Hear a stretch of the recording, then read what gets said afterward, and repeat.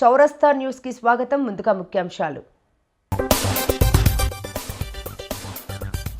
అది కూలీ వేతనాన్ని పెంచారా? ప్రియాంక గాంధీ.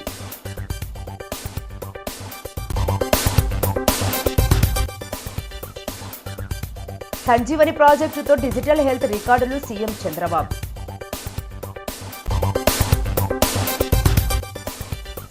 బాధితులకు తోడుగా ఉంటాడు జగన్. మచిలీపట్నం వైఎస్ఆర్ కాంగ్రెస్ పార్టీ కార్యాలయం నుంచి కోటి సంతకాల సేకరణ పత్రులను తాడేపల్లి కేంద్ర పార్టీ కార్యాలయానికి తరలించి ర్యాలీ కార్యక్రమంలో అవనిగడ్డ నియోజకవర్గం మాజీ శాసనసభ్యులు సింహాద్రి రమేష్ బాబు, కోడూరు, అవనిగడ్డ, నాగాయలంక, మోపిదేవి, చల్లాపల్లి, ఘంటసాల మండలాల నుండి భారీ జన సందోహంతో తరలివెళ్లారు. ఈ సందర్భంగా నాయకులు మాట్లాడుతూ వైఎస్ జగన్మోహన్ రెడ్డి ఆదేశాల మేరకు జిల్లా వ్యాప్తంగా 4.5 లక్షల సంతకాల సేకరణ జరిగిందని, కూటమి ప్రభుత్వ విధానాలను ప్రజలు తీవ్రంగా వ్యతిరేకిస్తున్నారని, పేదవాడికి వైద్యం అందాలంటే వైద్య కళాశాలలు ప్రభుత్వ ఆధీనంలోనే ఉండాలన్నారు. మచిలీపట్నం రామనాయుడుపేటలోని జిల్లా పార్టీ కార్యాలయం నుంచి లక్ష్మీ టాకీస్ సెంటర్ మీదుగా కోనేరు ప్రధాన సెంటర్ వరకు ర్యాలీ కొనసాగింది. ఈ కోటి సంతకాల ప్రజా ఉద్యమానికి భారీగా ప్రజలు తరలివచ్చారు. ఈ కార్యక్రమంలో మాజీ మంత్రి పేర్ని నాని, కృష్ణా జిల్లా చైర్పర్సన్ ఉప్పాల హారిక, కృష్ణా జిల్లాలలోని వివిధ నియోజకవర్గాల సమన్వయకర్తలు, మేయర్లు, మండల గ్రామ అధ్యక్షులు, కౌన్సిలర్లు, వివిధ గ్రామాల సర్పంచ్లు, ఎంపీపీ, ఎంపీటీసీలు, జడ్పీటీసీలు, పలు అనుబంధ సంఘాల అధ్యక్షులు, పార్టీ నాయకులు, కార్యకర్తలు పెద్ద ఎత్తున పాల్గొన్నారు. ముఖ్యమంత్రి అనుభవంలో 45 ఏళ్ల రాజకీయ ఇండస్ట్రీలో ఒక్కటంటే ఒక్క ప్రభుత్వ మెడికల్ కాలేజీ స్థాపించాలని కానీ, ఒక సూపర్ స్పెషాలిటీ ఆసుపత్రి పార్లమెంటు కోటి నిర్మాణం చేయాలని కానీ, లేదా ఉన్న ప్రభుత్వ ఆసుపత్రుల్ని ఒక్కొక్క పార్లమెంటుకి దాన్ని మల్టీ స్పెషాలిటీ హాస్పిటల్గా రూపుదిద్దాలని కానీ ఏ రోజు ఆలోచన చేయనటువంటి నారా చంద్రబాబు నాయుడు ఒక పక్క అయితే, ఏ అనుభవం లేకుండా ఒక్కరోజు అంటే ముఖ్యమంత్రిగా ఒక్కరోజు కూడా అనుభవం లేనటువంటి నవ యువకుడు జగన్మోహన్ రెడ్డి గారు ముఖ్యమంత్రిగా బాధ్యతలు చేపట్టిన 5 సంవత్సరాలు కోవిడ్ పీరియడ్ తీసేస్తే 3 ఏళ్లలో 17 మెడికల్ కాలేజీల నిర్మాణం చేయాలనేటువంటి గొప్ప సంకల్పంతో దానిలో 7 మెడికల్ కాలేజీలని పూర్తి చేసి తన 5 ఏళ్లలో అంటే 3 ఏళ్లలో 7 మెడికల్ కాలేజీని పూర్తి చేసి 10 మెడికల్ కాలేజీలని శరవేగంగా నిర్మాణ దశలో ఏర్పాటు చేసినటువంటి నవయువకుడు. అంటే అనుభవం, దీన్ని బట్టి మనకు అర్థమయ్యేది అనుభవం కంటే, రాజకీయ ఇండస్ట్రీ కంటే సంకల్పం అనేది ముఖ్యం. ఏ నాయకుడికైనా, కుర్చీలో కూర్చున్నవాడికైనా అనేది, ఏ ముఖ్యమంత్రికి అనేది జగన్మోహన్ రెడ్డి గారి యొక్క నిర్ణయం వల్ల మనకు అర్థమవుతుంది. జగన్మోహన్ రెడ్డి గారి నిర్ణయం వల్ల ఉచితంగా, అంటే సంవత్సరానికి 15,000 రూపాయల ఫీజుతో మాత్రమే ఉచితంగా 1,500 మంది పిల్లలకి ఉచితంగా కొత్తగా వైద్యాన్ని అభ్యసించే అవకాశం రావటం, అలాగే దోపిడీని అరికడుతూ, పెత్తందారుల దోపిడీని అరికడుతూ, వ్యాపారస్తుల దోపిడీని అరికడుతూ మరొక 1000 సీట్లని తక్కువ ఫీజుతో కాలేజీ మెయింటెనెన్స్ కోసం పనికొచ్చేటువంటి ఇదిగా 2,500 సీట్లు వచ్చేట్టుగా ఏర్పాటు చేస్తే, ఇతను వచ్చి ఇవాళ మాట్లాడే మాటలు మనం చూస్తున్నాం, విషప్ మాటలు. ప్రభుత్వం మెడికల్ కాలేజీ నడపాల్సిన అవసరం ఏంటి, ప్రభుత్వ ఆసుపత్రులు నడపాల్సిన అవసరం ఏంటి అని చెప్పని 10 మెడికల్ కాలేజీలని ముందస్తుగా 66 ఏళ్ల పాటు, చూడండి, 2 ఏళ్ళు, 3 ఏళ్ళు, 4 ఏళ్ళు, 5 ఏళ్ళు కాదు, 66 ఏళ్ల పాటు ప్రభుత్వ మెడికల్ కాలేజీలని, ప్రభుత్వ ఆసుపత్రుల్ని రెండింటినీ కూడా ప్రైవేటు వ్యక్తులకి, అంటే తన బ్రోకర్లకి, తన అండదండలుగా ఉండి గెలిపించడానికి డబ్బులు దానం చేసినటువంటి వ్యాపారస్తులకి, తన పార్ట్నర్లకి ఈ 10 మెడికల్ కాలేజీలని అప్పనంగా అప్పచెప్పటమే కాకుండా, అంటే 66 ఏళ్ళు ఆసుపత్రితో సహా, అంటే గవర్నమెంట్ హాస్పిటల్ ప్రైవేట్కి ఇచ్చేస్తాడంట 66 ఏళ్ళు, మెడికల్ కాలేజీ కూడా 66 ఏళ్ళు హాస్పిటల్కి ఇచ్చేస్తాడంట. ఇస్తూ ఆయన ఇంకో మాట మాట్లాడుతున్నాడు, అట్రాక్షన్గా 2 సంవత్సరాల పాటు ఈ 10 మెడికల్ కాలేజీలు, అంటే సగం కట్టినటువంటి ప్రభుత్వ మెడికల్ కాలేజీలు కానీ, ఆల్రెడీ ఉన్నటువంటి ప్రభుత్వ హాస్పిటల్ కానీ, అంటే మెడికల్ కాలేజీలు కానీ ప్రభుత్వ ఆసుపత్రులు కానీ ఇచ్చేయటంతో పాటుగా 2 ఏళ్ల పాటు కాలేజీలో పనిచేసేటువంటి ప్రతి ఒక్కరి జీతాన్ని, హాస్పిటల్లో పనిచేసేటువంటి ప్రతి ఒక్కరి జీతాన్ని ప్రభుత్వమే చెల్లిస్తామని చెప్పి మాట్లాడుతున్నాడు. అంటే ఎంత దోపిడీ చూడండి. 66 ఏళ్ళు హాస్పిటల్ ఇచ్చేస్తాడు, 66 ఏళ్ళు కాలేజీలు ఇచ్చేస్తాడంట. 2 ఏళ్ల పాటు హాస్పిటల్లో మెడికల్ కాలేజీలో ఉన్న వాళ్ళకి జీతాలు ఇస్తాడు. ఇంతకన్నా దోపిడీ విధానం ఇంకేమని చెప్పండి. ఏంటయ్యా అంటే ప్రభుత్వానికి ఏంటయ్యా అంటే ఎకరా కోడూరు ఊటగుండం ప్రధాన రహదారి 10 కిలోమీటర్ల మేరకు 2,40,00,000 నాబార్డు నిధులతో నిర్మిస్తున్నట్లు అవనిగడ్డ ఎమ్మెల్యే మండలి బుద్ధా ప్రసాద్ తెలిపారు. మంగళవారం ఊటగుండం గ్రామంలో రోడ్డు నిర్మాణానికి కొబ్బరికాయ కొట్టి ఎమ్మెల్యే శంకుస్థాపన చేసి శిలాఫలకాన్ని ఆవిష్కరించారు. గ్రామీణ ప్రాంత రహదారుల అభివృద్ధికి కూటమి ప్రభుత్వం కృషి చేస్తుందన్నారు. ఈ కార్యక్రమంలో PC chairman Devanaboyina Venkateswararao, PACS చైర్మన్లు, కోడూరు మండల కూటమి పార్టీ నాయకులు, కార్యకర్తలు పెద్ద ఎత్తున పాల్గొన్నారు. ప్రభుత్వ పథకాల పేర్లు మార్చడం చాలా ఖర్చుతో కూడుకున్న పని అని, కానీ కేంద్రం వాటి పేర్లను మారుస్తూ ఉందని కాంగ్రెస్ ఎంపీ ప్రియాంక గాంధీ తెలిపారు. పథకాల పేర్లను మార్చడం అంటే ప్రధాని మోదీకి ఎందుకంత ఇష్టమో అర్థం కావడం లేదని వ్యాఖ్యానించారు. ఈ కొత్త బిల్లుతో ప్రస్తుత చట్టాన్ని బలహీనపరిచే ప్రయత్నం చేస్తున్నారన్నారు. ఉపాధి కూలీ పని దినాలను పెంచారని, కానీ వేతనాన్ని పెంచారా అని ప్రశ్నించారు. कानून है, इसके तहत हमारे गरीब भाई बहनों को जो रोजगार की कानूनी गारंटी मिलती है, जो अधिकार मिलता है, वह इस योजना में मांग के आधार पर संचालित होता है। मतलब जहां जहां रोजगार की मांग है वहां इस योजना द्वारा 100 दिनों का रोजगार अनिवार्य है, देना अनिवार्य है।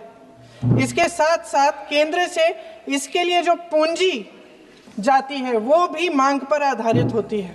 यानी कि इस योजना के लिए जितने पैसे जहां भेजने हैं, कितने भेजने हैं, वह जमीनी परिस्थितियों पर आधारित होता है और मांग के आधार पर निर्धारित होता है।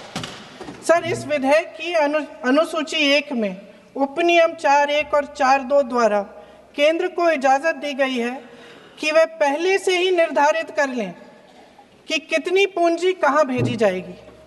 इससे संविधान के 73वें संविधान संशोधन को नजरअंदाज किया जा रहा है।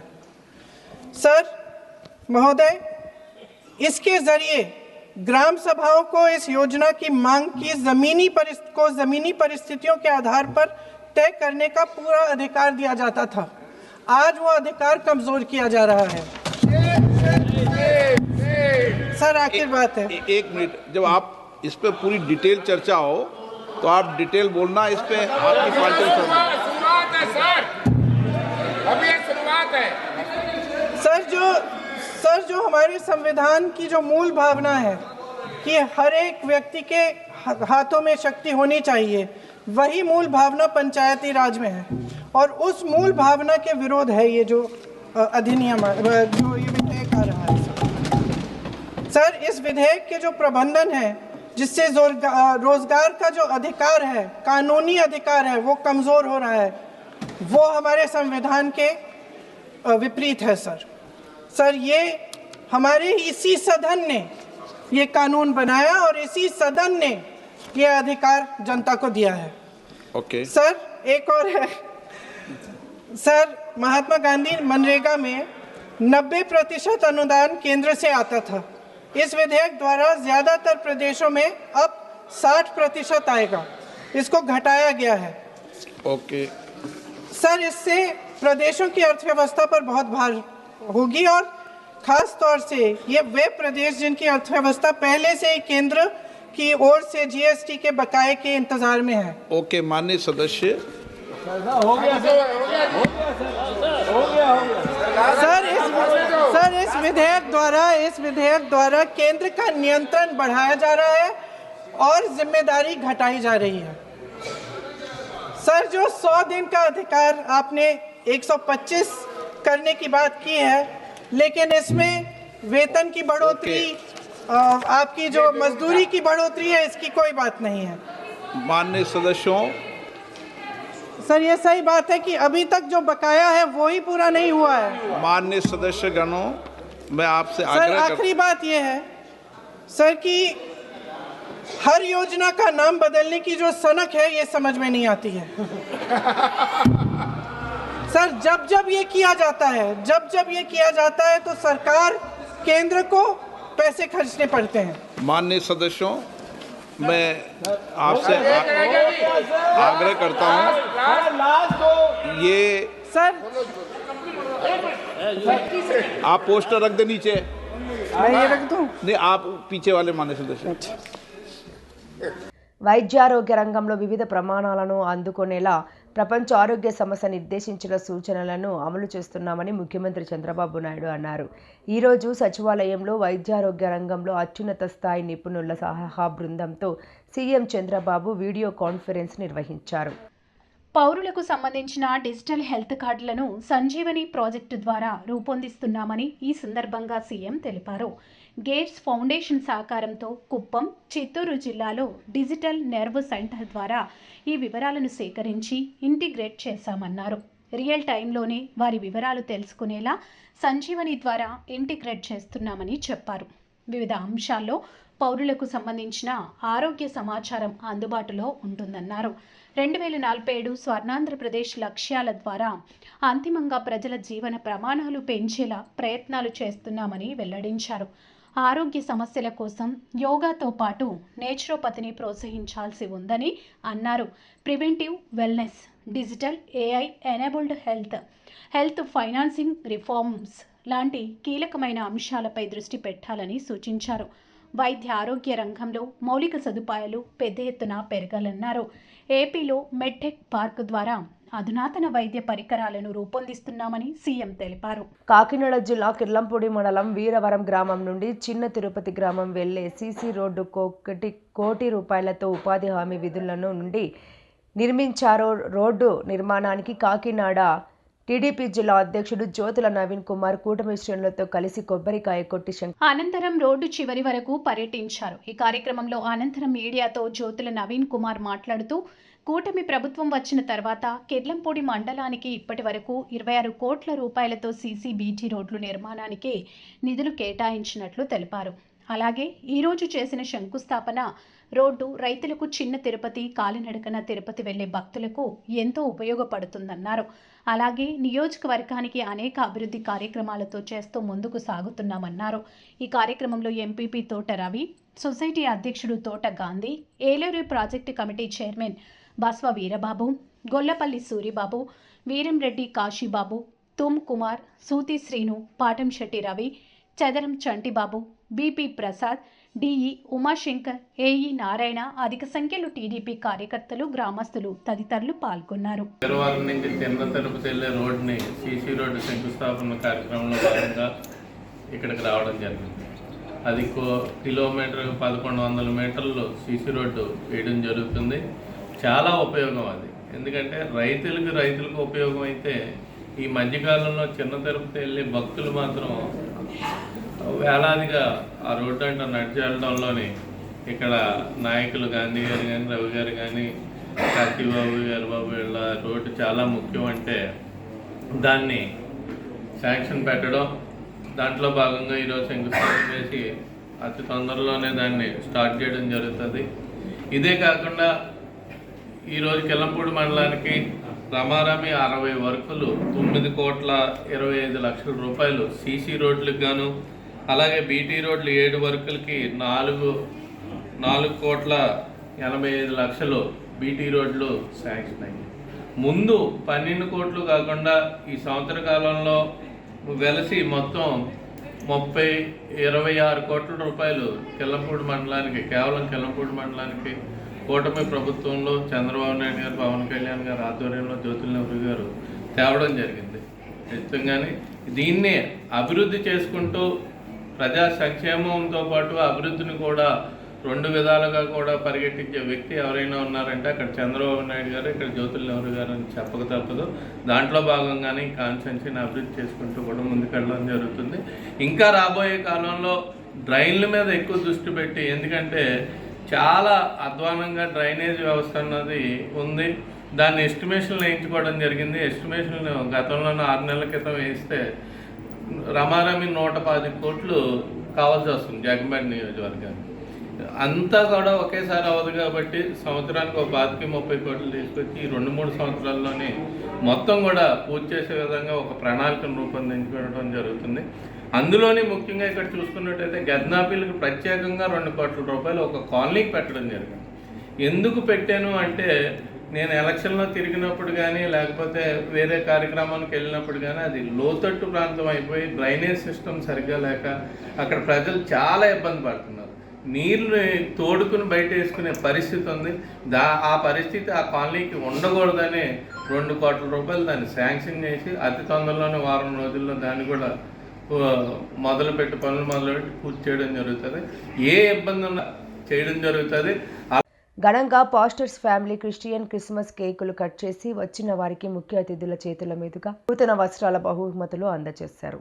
కాకినాడ సిటీ మరియు suburban area pastors welfare association JGM founder అధ్యక్షులు డాక్టర్ వెన్నపు ప్రసాద్ పాల్ ఆధ్వర్యంలో ఘనంగా పాస్టర్స్ ఫ్యామిలీ క్రిస్మస్ను కాకినాడ రూరల్ మండల సర్పవరం గ్రామం నందు జేజేఎం చర్చిలో నిర్వహించారు. ఈ సందర్భంగా Prasad Paul city and suburban area pastor welfare association founder doctor Yesudasu, Christian friends ministries director K Immanuel Raj కుమార్లు ముఖ్య అతిథులుగా మాట్లాడారు.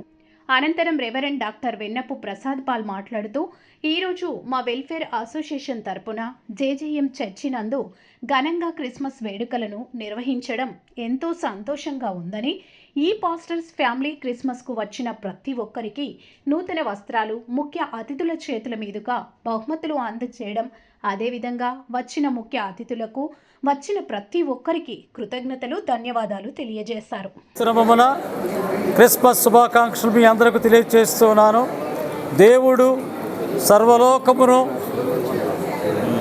సృష్టించిన మహానీయుడు.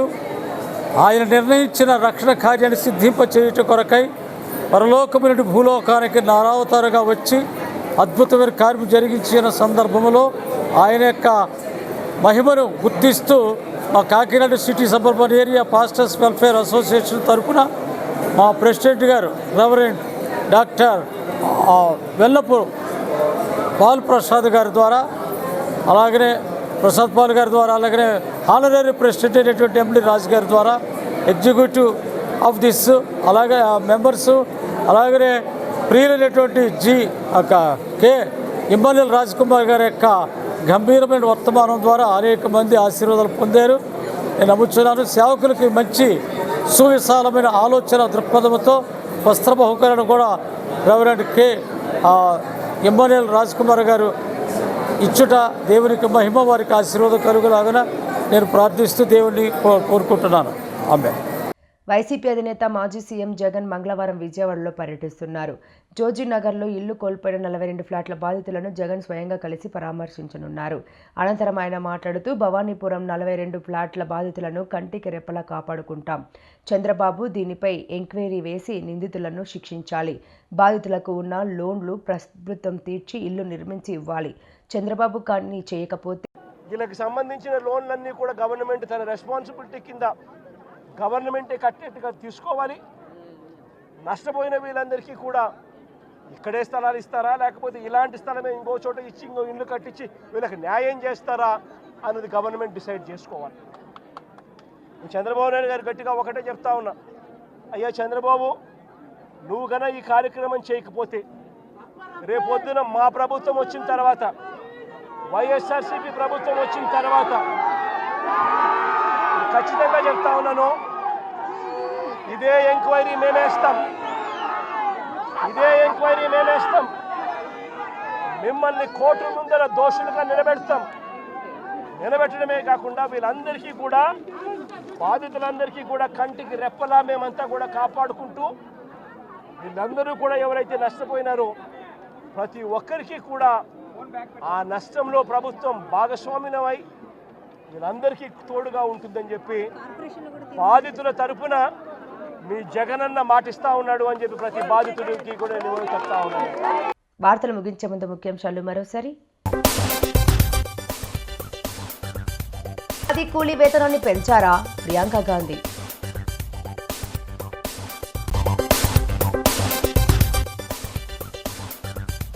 సంజీవని ప్రాజెక్టుతో డిజిటల్ హెల్త్ రికార్డులు సీఎం చంద్రబాబు.